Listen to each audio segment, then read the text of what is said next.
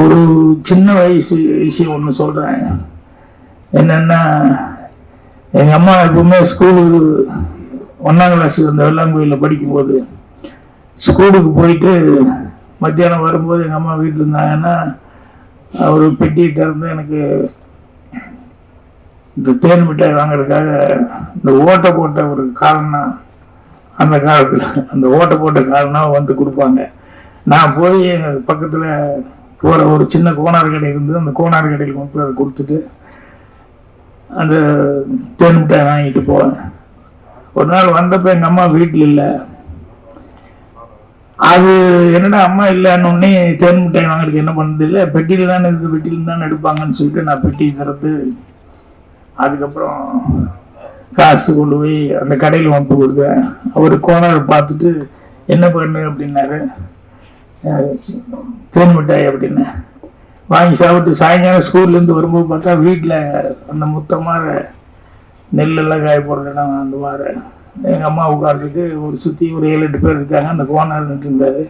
அப்போ எங்கள் அம்மா போனோடனே எல்லோரும் என்னை பார்த்து பேசிச்சாங்க. எனக்கு ஒன்றும் புரியல. அப்புறம் போனோடனே அவர் எங்கள் அம்மா என்னடா பண்ண மத்தியானம் அப்படின்னு. அப்புறம் இல்லை நீ இல்லை.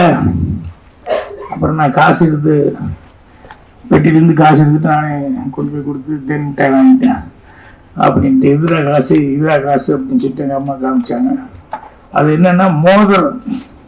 எனக்கு என்ன ஒரு ரவுண்டாக இருந்தது அப்படின்னு சொன்னோன்னே நான் எடுத்து கொண்டு போய் தங்க மோதிரம் அதை கொண்டு போய் கோனார் கடையில் கொண்டு போய் கொடுத்து தேன் மிட்டாய் கொடுங்க. அப்போ எங்கள் அம்மா சிரிச்சுக்கிட்டே சொல்லிச்சு, இது மோதிரம்டா, இது காசு இல்லை அப்படின்ட்டு. இது தங்கத்தில் இது பண்ணது. கோனார் எவ்வளோ தங்கமான மனிதனாக இருந்தால் பையன் சின்ன பையன் யாருக்கும் தெரியாது, நீ கொண்டு போய் கொடுத்து அவர் பாட்டில் வாங்கி போட்டு பேசாமல் போயிருக்கலாம்.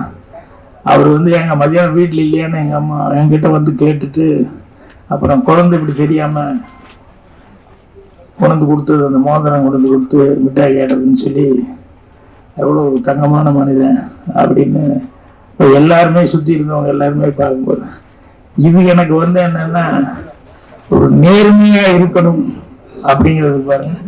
அவ்வளவு ஆழமாக, அவ்வளவு சின்ன வயசுல எனக்கு ஆழமாக பதிஞ்சது.